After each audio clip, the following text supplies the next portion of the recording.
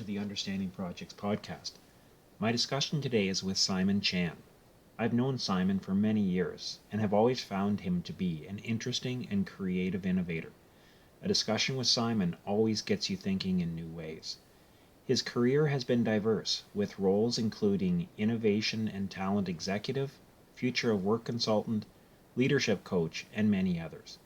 In his work regarding the future of work, he talks about the need for lifelong learning, embracing change, and the importance of maintaining healthy networks. His advice is equally useful for both those about to start their careers and for those who are at the mid or later point of their careers. Here is my discussion with Simon Chan.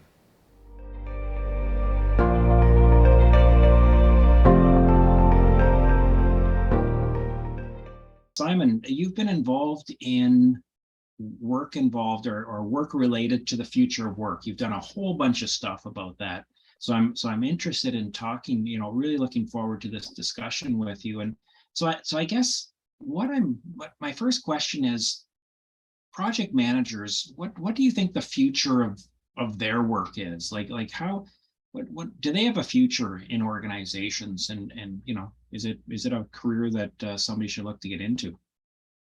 Yeah, so I mean, I think when I think about like kind of the future of work, a lot of the words that come to my mind are things like increased complexity, ambiguity, uncertainty. Like those are some of the things that like they may sound scary, but that's the world that we're living in now, right? And that's the workplace of the future. And so when I think about kind of like what the antidote is to that is some level of project management, right? People who can help make sense of a complicated situation and simplify it. People who can bring clarity to a more ambiguous situation, right? And kind of cut through some of that uncertainty to create at least a bit of a plan. I get, project management has evolved over, the years that that even I was involved. I started off my career, 20, 25 years ago, where things were a little bit more stable. Project management, wasn't as fluid as it is. Was a lot more predictable than it is now. And so even giving a bit of that structure and guardrails to help, whether it be a product launch or a specific project you're trying to manage through, being able to put that structure and put some discipline around it, I think is going to be a really important skill. And I guess not just important, like if you're working for an employer. I think that freelance project managers are going to be something that I think will be in high demand as companies think about their workforces. Yeah, what do you look for in a project manager? Like if you were or I know you do a lot of consulting and so on with the future of work and helping people prepare for the future and all that. What kind of skills or what do you look for in that type of a role, whether it's a project manager or really almost anyone going into an organization? Yeah, so I mean, I think that like there's a few things that I think are super important. So one would be just the ability to communicate clearly, right? Written form, whether that's verbally, et cetera. You've got to be a good and clear communicator in terms of how break down concepts, ensure someone understands what they're being asked, whether it be a decision, et cetera. So I think communication, those skills are going to be increasingly more important. The second one, probably overused, but being comfortable with just an ambiguous situation, right? Comfortable with uncertainty, right? So, people that tend to go into project management, they like certainty, they like to organize things, they like the fact that bring organization out of chaos, which is great. But in the work environments that we're working in now, decisions change quickly, the environment changes quickly. So you've got to be adaptable, and you can't be locked into one specific plan. I think you're going to have to be able to roll with it, and you've got to be able to manage expectations as they change. And I think that's going to be a big part of a project manager. The other one is just someone who is actually curious and willing to continue to learn, right? So when I think about people who are going to be successful as we evolve, as the workplace evolves, is getting out of the mindset that, I took a class with Professor Barrett and I take that class and I'm done after that class. I think it's really around staying curious about whatever it is that you're interested in. If it's project management, staying curious on what are the the new methodologies and the new ways of practicing project management. If it's another topic, it's staying curious on those and continuing to learn from those. Again, that may not be in a classroom environment. That may not be through textbooks, although those are, there's a lot to be learned in the classroom and textbook environment, but it's through talking to other people, talking to other project managers, talking to people who have different experiences than you, right? And so constantly staying curious and on top of what's happening next, I think is going to be those skills. So kind of communication, ability to operate in kind of an ambiguous environment, and then also finding ways to continuously stay relevant, I think are going to be those things kind of in the future that I think you're going to need, whether you're a project manager or not. Yeah, I agree. And I like what you're saying about, constantly learning, and not necessarily from official sources. It's just from the people around you. Like, every time you interact with somebody, it's an opportunity to say, well, how would you approach this situation, or what would you do? Tell me about how you organize your day, and those types of things. You can learn a lot from that. So what's the, you were saying before, back years ago, things were predictable, now things are more fluid. What's underneath that? Is that just the faster pace of change in today's business, or what is it that's pushing us to not have that predictability anymore? Well, I think it's happening, all around us. It's not any one specific thing, but I think it's everything from, we're in a more globalized environment, right? So, we are operating, if you're a project manager, if you're working in business, you're operating, not in one country anymore, you're operating in multiple countries. So, globalization is one of them. Obviously, technology is a huge change. Our expectations, I think about your students, right, Dave? Like your students, I can imagine the evolution of what your students expected 20 years ago in terms of what they learned, how they learned, and the application of technology in your classroom has changed dramatically over the last 20 years. The fact that we're even doing a podcast right now, not that that's revolutionary in terms of technology, but it's just a different way of helping a student learn. So I think there's, as technology has changed and that rate of change has increased, the expectations that we have, because we all carry phones around, we interact with our apps, and we experience that rapid change in technology all the time.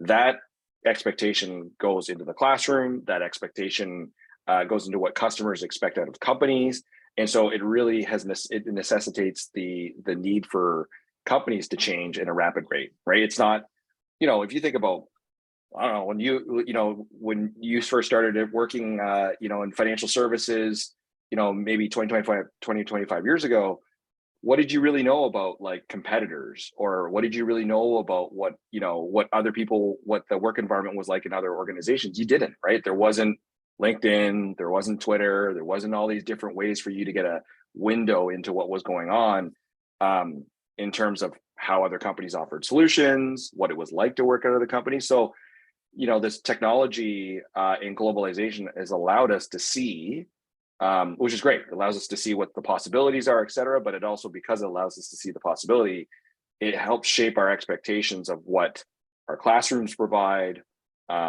what our interactions as customers are, et cetera. And all that pressure is now being downloaded into companies, because now they have to react. They have to be able to continue to make their systems, their user interfaces, their interactions as modern as what we expect from our day-to-day use. Yeah, no, that's true. Back years ago, you'd walk up to your competitors, you look at their building, the odd person would walk in and out, you talk to them, but you had these little snippets of visibility. Now it's so much more with the tools that you were talking about. A favorite, or a topic that I'm very interested in is remote work versus in-person work. And where are you on that? Are we all going online? Is work by definition going to be virtual, or do you see a hybrid? And is that an area that you're looking at in your future of work? Is that something that you've been studying? Yeah, so I think it's interesting. So I started doing some work in the future of work well before the pandemic, so 3 or 4 years ago. Yeah. And I can remember specifically a meeting I had with one of the public sector organizations in town, and we were talking about remote work and flexibility, et cetera.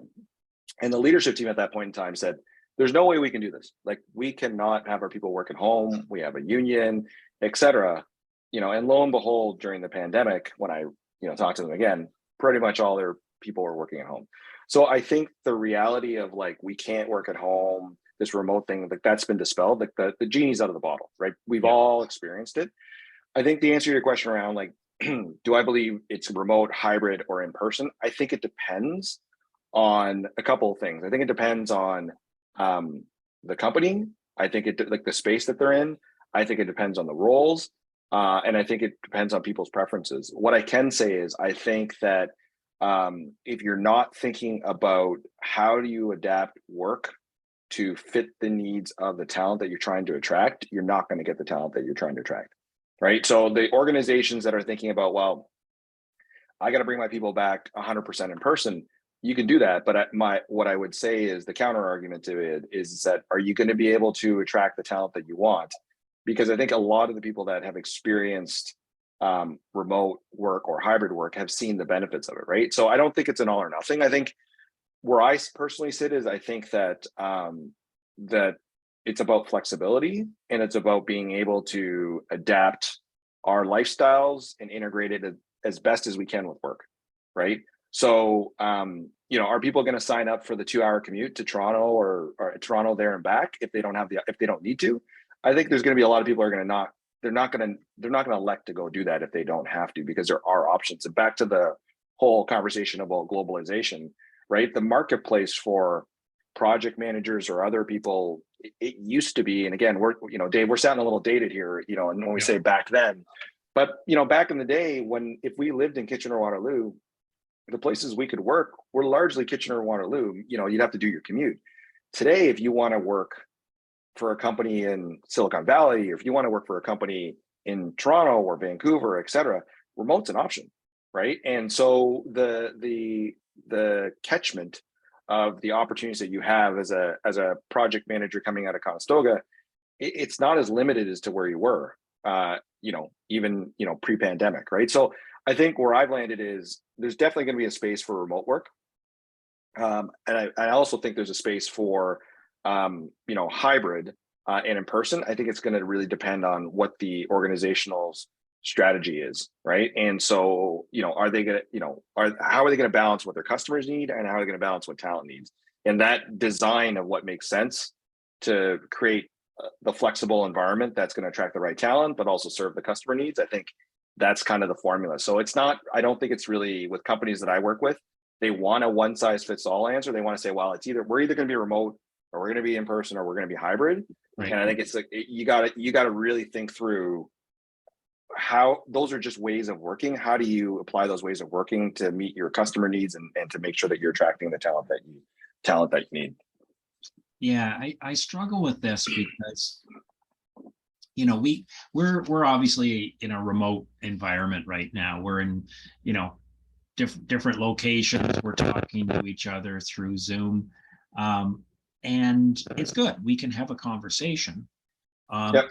Having said that, if we were in front of each other, if we were in the same room or in a coffee shop or something like that, it would be a richer conversation. We would be observing each other's body language a little bit more. We would be picking up on cues. I might be able to just write a little diagram and show it to you very simply, as opposed to having to kind of bring up some kind of visual software and so on. Um, and so I struggle with that somewhat, in that we're saying we've got to figure this out, but all of the many organizations are going to be looking at this all at once, trying to do that balance between, like you say, attracting talent. No doubt, being able to work from home and not have that 2 hour commute is really handy. Like I think we all like that. On the other hand, we're not. Our interactions might be impaired a little bit, which Yeah. could affect customers. And it's just how that plays out is going to be something that really the organizations are going to be tangling with that over, probably months and years. Yeah, I would think so. And I think you're exactly right. Like, this is a big experiment. No one has the right answer. And I think the organizations that go into this with an experimental mindset, which is we're going to try a bunch of different things and we're going to see what works, is the way to think about the problem. Because I think you're right. There are a lot of nuances of things that we don't even realize that are missing because we're remote. So there's a couple of ways to handle that, right? You can train people to do that. You can, adjust your practices, et cetera. But I think it's going to be like an iterative process. To your thing about in person, I think what I've talked to organizations about is there is absolutely a place for in person, but I think you need to be intentional and deliberate about it, right? So bringing people together, I think where people get frustrated is they're like, oh, well, we're mandated to be in the office 2 days a week or whatever the time frame is, but the work isn't organized in that way. So I'll come into the office and it's just like regular meeting day. And so I'm having a Zoom meeting in my office while some people are in person, some people are remote, et cetera. And people are like, well, why am I bothering coming in to have a Zoom meeting, right? And so I think it's about thinking, again, dissecting how we work to figure out, okay, what are the activities that make actually a ton of sense for us to do remotely, most efficiently can be done remotely. I would argue that if you've already got an existing team that you work with, et cetera, a team meeting, team updates, there's a whole bunch of different ways to do that. Now, if we're working on a problem together, if you and I are trying to, solve plan out a project plan as an example, figure out what are all the, figure out what the Gantt chart looks like, what are the work breakdowns, like, and stuff like that, where it requires, complex problem solving, et cetera, then yeah, that makes sense. That might make sense to have that done in person, because there's that richness of drawing out a diagram, moving things around, et cetera. So it's really, I think, about being intentional about spending time in person. I don't think people will tolerate or want to come into the office, commute, et cetera, for what I would call like day-to-day tasks that can be done at home in a much more efficient way. Right. So part of a key skill is to be able to understand those sort of pros and cons, and like you say, design work according to that. Like you say, if you drive in for 2 hours and then you just sit in your office and don't talk to anyone and have a couple of Zoom meetings, it's going to become very awkward very quickly. Yeah, that's the case. It's like you say, the genie's out of the bottle. Like a few years ago, we didn't know about this, or perhaps we didn't have the technology far enough along to be able to do this. Yeah, and I think there's a long way to go in terms of a couple of things. One is, I think in the next 2 to 3 years, you're going to see an explosion of collaborative technology that's going to make online collaboration much easier and much more seamless. You're already seeing it in releases of Teams and Zoom, whiteboards, et cetera. So there's one is, I think the technology will be there, but I think even though the technology is there, I think the adoption and the training for how and culturally how we interact in remote has a huge opportunity, right? So I'm sure in classes and whatnot, you explored or at least talked about tools like Mentimeter, whiteboarding, Jamboards, et cetera. Like, again, I think it takes more time to be intentional how to utilize those things and to build new habits and new processes. But I think you can't do as much online as you can do in person. I agree with you. That is the richest form of interaction. But there's a lot that organizations can do to improve how they make a Zoom meeting or a collaboration much more interactive than it is, versus having 10 windows of people just talking to each other. Yeah, for sure. I know you've done a lot of work on the duration of someone's career, that where do they go later in their career, or even as they approach retirement. And that's something that you've been working on now.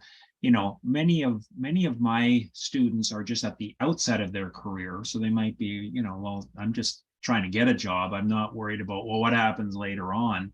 But tell me a little bit about that sort of somebody who's at the midpoint of their career, or getting to the 3/4 mark, and starting to transition into different aspects of their work? Where do you Yeah.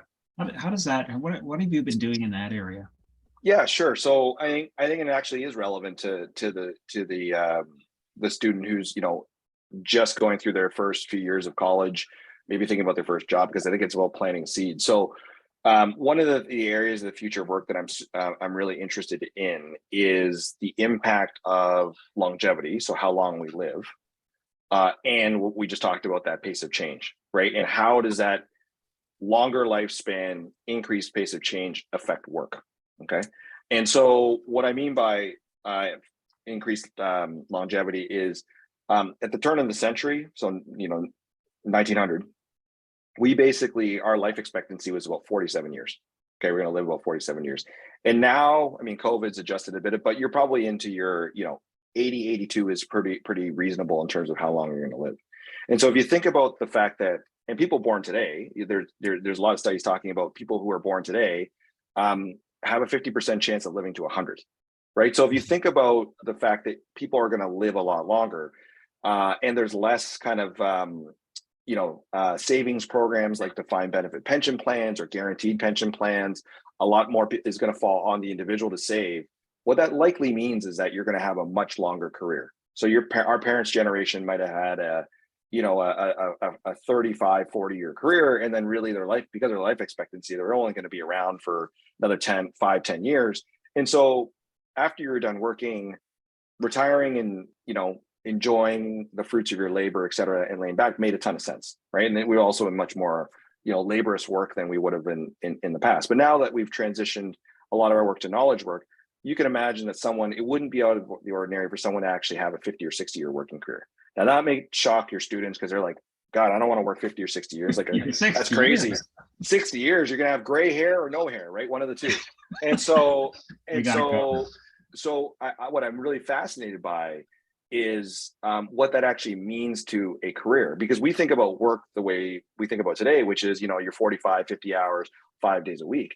When you start thinking about having a 50 or 60-year career, well, all of a sudden that gives you a very different perspective on what a career might look like. So things like taking a gap year after you're done college, or taking a sabbatical partway through your career where your kids are a little bit younger, parental leave, switching careers may not be that of an odd concept, because you're going to have to work for a much longer period of time. You might go into full-time, part-time. You might go into a period where you're working 2 to 3 days a week, right? And so I think opening up our view of what a career might look like, I think, is a really interesting piece of how work is going to evolve. If you layer in the pace of change that we talked about, and the need to be more adaptable, the need for lifelong learning, et cetera, if you're going to survive a 50 or 60-year career, and with things changing as much as they're going to change, I would argue that you're probably going to have to make sure that you stay relevant, right? Whether it be in project management, whether it be in whatever subject matter or sector that you're working in. And it also probably won't be that odd to be thinking about the fact that you might have to switch sectors, or you might have to switch jobs, because things are going to change. Certain jobs are going to get automated, certain industries are going to shift, and you're going to have to pick up new skills, and you're going to have to be able to move from industry A to industry B, right? And they talk about, there's studies they're talking about now where, somebody who's got a career now might work in 5 different sectors and 12 different jobs, right? So that's the type of career that I think your students are about to embark upon. Right. How does that work? What do you say to the person who is, they've been in their career, they've 15, 20 years, they're sort of at they're making a certain salary and so on, but, maybe they're not as, gung-ho as they were, 10 years ago. So they maybe slowed, they've eased off a little bit. How do you then shift into that next phase, like, to get that next 20 years? Like, if we're going to be working for 50, 60 years, we've got to, we've got to stay relevant. How does that work? Because like a lot of times, layoffs will occur, or downsizing will occur, and, more expensive people that make more money, more expensive resources are replaced with those who make less, younger employees that make less. How's that going to work out for those employees who are at sort of top of scale, but perhaps not as productive as they used to be? Like, where do they go? Well, I think there's a bit of a shift that needs to happen. We tend to, from a societal perspective, we tend to still value youth, right? And we value, the ability to think quick, the ability to problem solve, all those things. When you get into your second half, there's actually research out there that talks about, while you might slow down on some of those, problem solving, innovation type intelligences, your intelligence around mentoring, coaching, connecting the dots, storytelling, et cetera, actually improves. So there's a book that I've been reading called Strength to Strength by an author called Arthur Brooks. So he writes for The Atlantic on happiness, and he teaches at Harvard Business School. And he talks about two curves of intelligence. One is fluid intelligence, which is when you're early in your career, into your 40s and even your 50s, that's your ability to think fast, problem solve, all the things that we tend to value.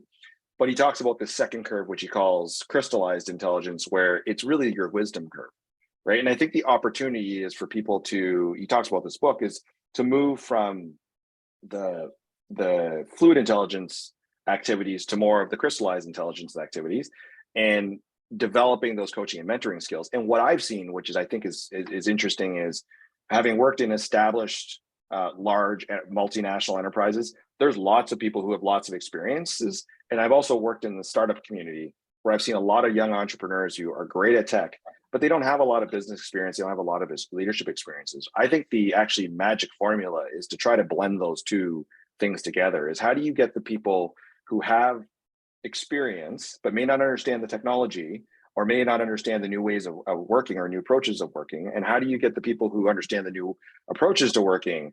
How do you help them with the wisdom to understand some of the contexts of why decisions are made, or to think through a problem in a more holistic way? Not because they're not smart, it's just because they haven't had that experience.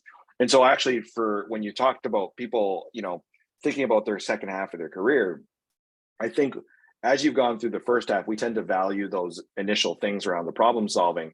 I think as you get into your second half, starting to think about what are some of the ways that you can add value through mentoring, through providing experience, et cetera, are things to explore.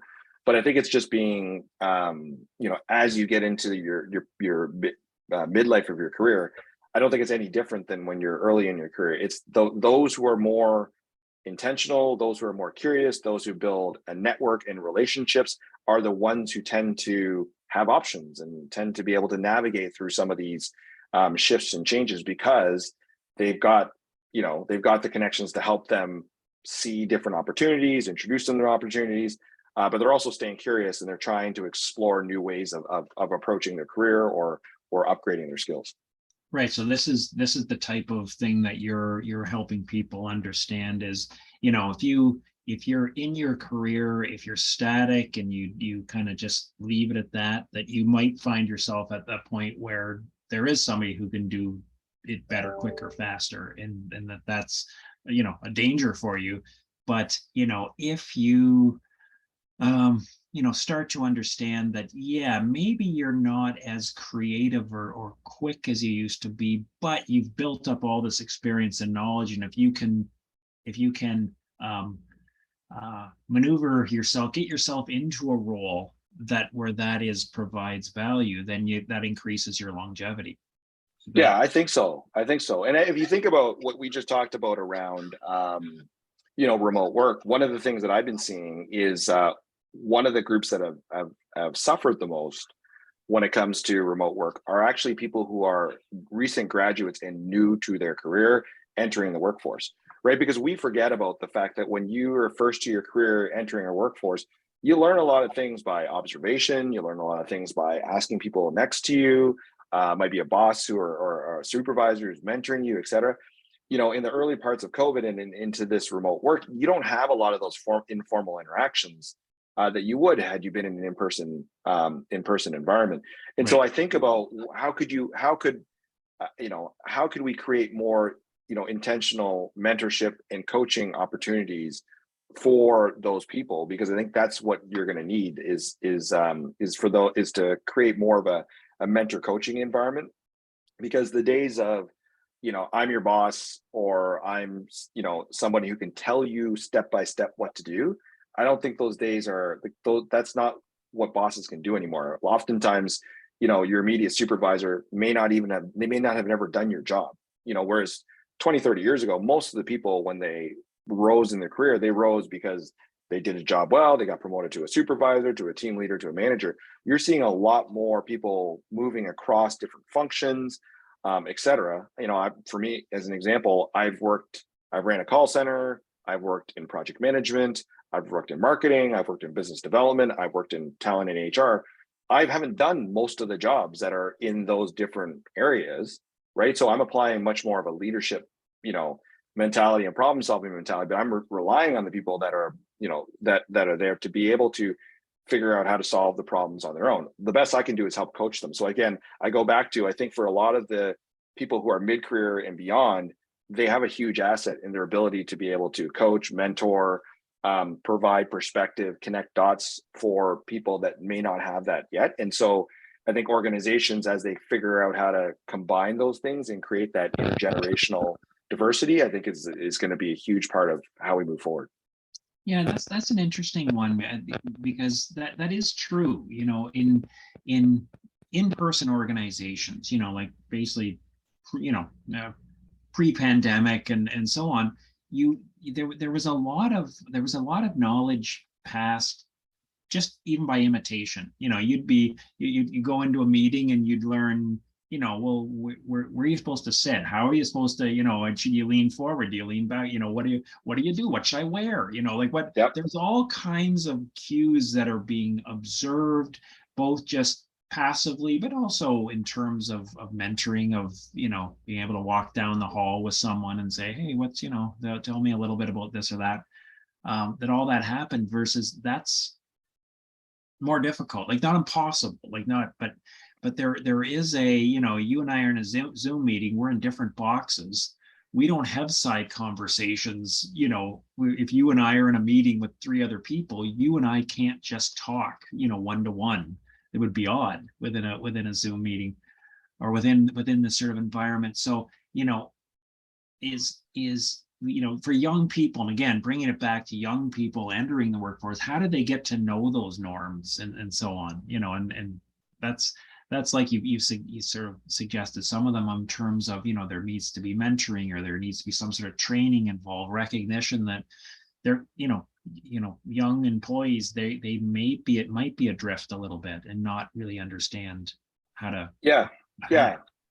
Well, and I think it goes back to, like, in a remote environment, you have to be more intentional than you are in person, because in person, you can rely on all sorts of informal activities that organically happen. Whereas in a remote environment, you can accomplish the same things, but it needs to be kind of in person, it has to be much more intentional, right? Because it just doesn't organically happen as it is in person. So in your example of, like, some of the things we talked about, meeting norms, et cetera, you can talk about those things. Like, that is something that's experience that can be passed on, but it needs to be passed on in a more, like, you have to be more intentional about it, right? And so I think this goes back to when we were talking about, remote and hybrid. It's about designing experiences for the employees, right? And I think that's the part that, that organizations need to get their heads around, is that we're now in an environment where most of our experiences are designed for us, right? They're customized, they're personalized, right? Like, think about Netflix, think about all the different providers that, provide you suggestions. They're trying to personalize and customize that experience for you. So why is that any different for an employee or someone that works for you, right? So, if it's folks who are graduate, if your desire is to really recruit the best project managers out of Conestoga College, right? If I was an organization and that was my target market, I would be figuring out how to design solutions for them, just like if I was marketing to them, right? What are their behaviors? What are their assumptions? What are the things that they're thinking about, right? And spending time with them to understand what some of their challenges are, and then engineering the workplace experience so that you're meeting some of those needs, right? And I think Right now, we're still in a workplace environment where like everybody gets the same experience. And I think what you're going to see over the number of years is, I think you're going to see essentially segmentation of workers so that they'll create more personalized experiences for different segments of the population. Whether you're just entering the workforce or what we talked about, someone who's mid-career, I think there's a huge opportunity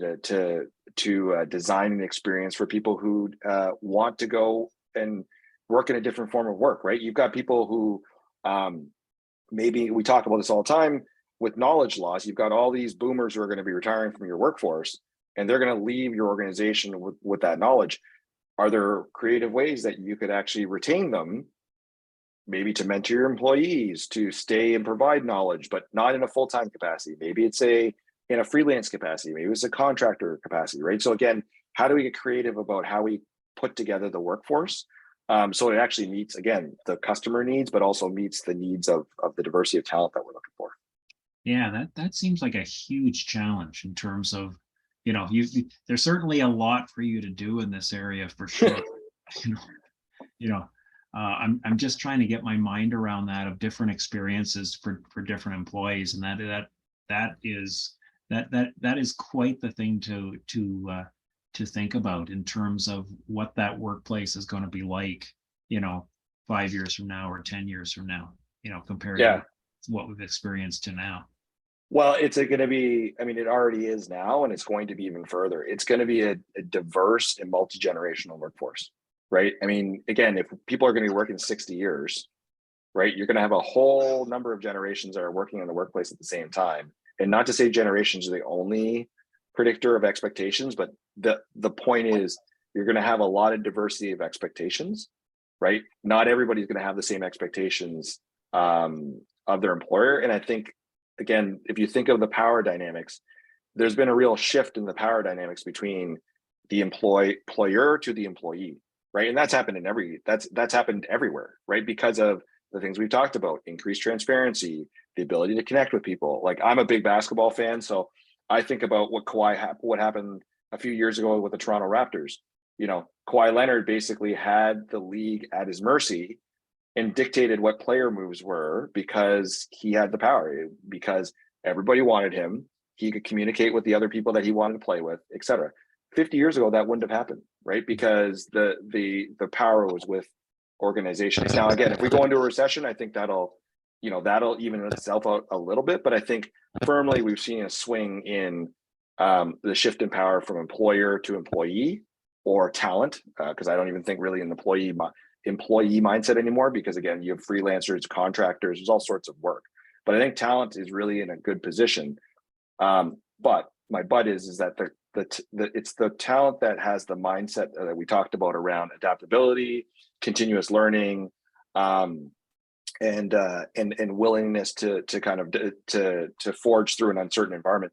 They're going to be the ones who are going to have an inordinate amount of power to be able to work at organizations, because that's where the employers they're looking for those individuals, right? So I think it's a really interesting environment for your graduates or your program to be coming into, because it's a much more fluid talent marketplace, and there's almost too many options at this point in time. Yeah, I'm just sort of thinking about that as we're kind of coming full circle back. Okay, now what about for graduates or somebody that's in college right now? What should they focus on? And that's where we're starting to come back to, again, communication, adaptability, being able to, be able to change.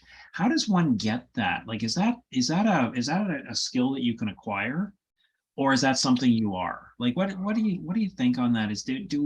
Can you teach adaptability? Or are there adaptable people that excel? Yeah, I think there's definitely, we have a predisposition to, anxiety, comfort levels, et cetera. So I think that is what it is. But I do think that you can, if teach is the right word, I think you can push yourself into uncertain situations to build the muscle of being more and more adaptable.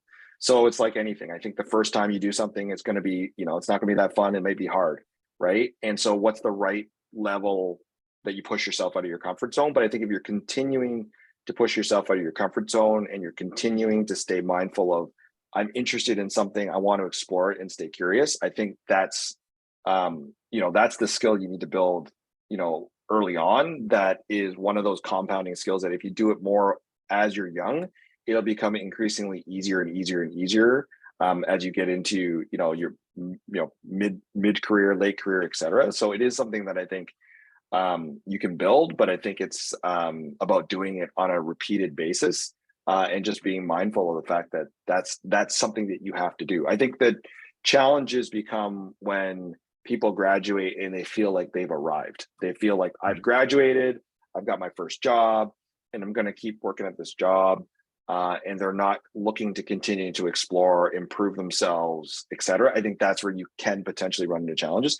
Of course, it can work in certain professions, et cetera. But I'd venture to guess there's not a lot of professions that aren't going to get impacted by technology, pace of change, globalization in the next 5 to 10 years. Like, I think all industries are going to be shift. Going back to the comment I made about earlier pre-pandemic about public sector, which I think public sector tended to be a little bit more of a static. It didn't change. It didn't change as rapidly as private sector. You're seeing public sector change, being requiring to shift to remote and hybrid and all these other environments. So, for new graduates, I think if you walk into your career thinking, I'm going to have to continue to evolve, I have never arrived, I think that's the mindset that's gonna help them continue to navigate what's going to be in front of us. And I think all I can say is that it's going to change. It's not going to stay static. Yeah. That old expression, the only thing that's constant is change, has never been more true. So yeah, totally agree. Yeah. So anyways, Simon, there's been a great discussion. I really enjoyed the various aspects, and it sounds like you're really doing some interesting work. I'm still trying to get my mind around a 60-year career. I'm still trying to figure that one out. That's an interesting one, but it must take you into really some interesting discussions and so on. So yeah, absolutely. And let me leave you with this. Think of it this way. So if you think about it, we've been given in the last, call it 50 years, an extra 10 to 15 years of longevity. I'll call it a longevity bonus. And most of our parents' generation or people in front of us, all they've done is taken that 10 or 15 years and just tacked it on to the end of their career. So they've had a much longer retirement. If you knew you were going to get another 10 to 15 years of bonus in terms of your life, would you tack it on to the end of your life, or would you probably take that and redistribute it throughout your life? And I think that's when you think of it that way, to think about, it may be a 60-year career, but you may have that longevity bonus or breaks or things of that nature interspersed into those 60 years. It might be a more palatable way of thinking about it. Because I think about, for myself, I took a sabbatical, when my son was going into high school, and I took a year off and spent time with him, spent time with my family, my parents who were, in their late 70s. Looking at it initially, I think people were like, well, what are you doing? That's kind of odd. But in the context of maybe a 50 or 60-year working career, actually, to me, it makes a lot more sense to spend time with the people that you care about when you can. Right. Work's always going to be there, right? And so again, I think that's the mindset of thinking about a more extended career, but just not in the way that we think about it today. Yeah, no, that's true. A lot of times, like you say, people, they want, the retirement is all at the end, or that period of time is all at the end, and even worse is sometimes you don't get there.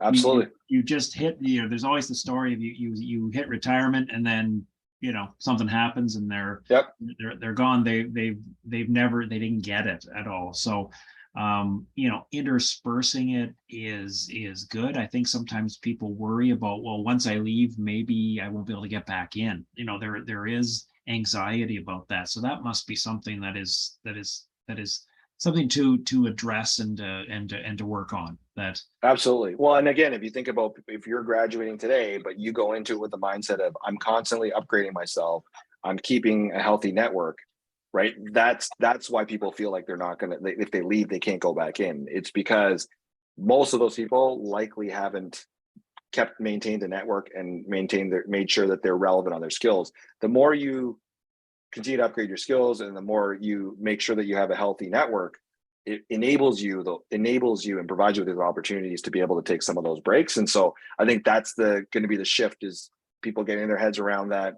And you're seeing it. The pandemic has, you talk about the Great Resignation, et cetera.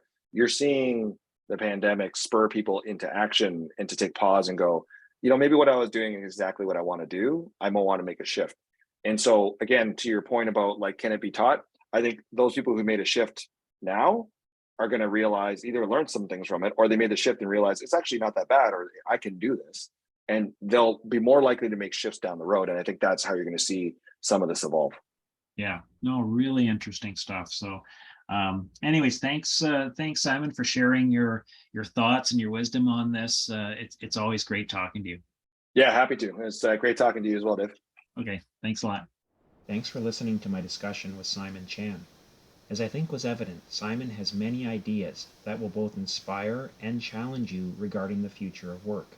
His advice regarding lifelong learning, the need to embrace change, and the importance of maintaining healthy networks is essential.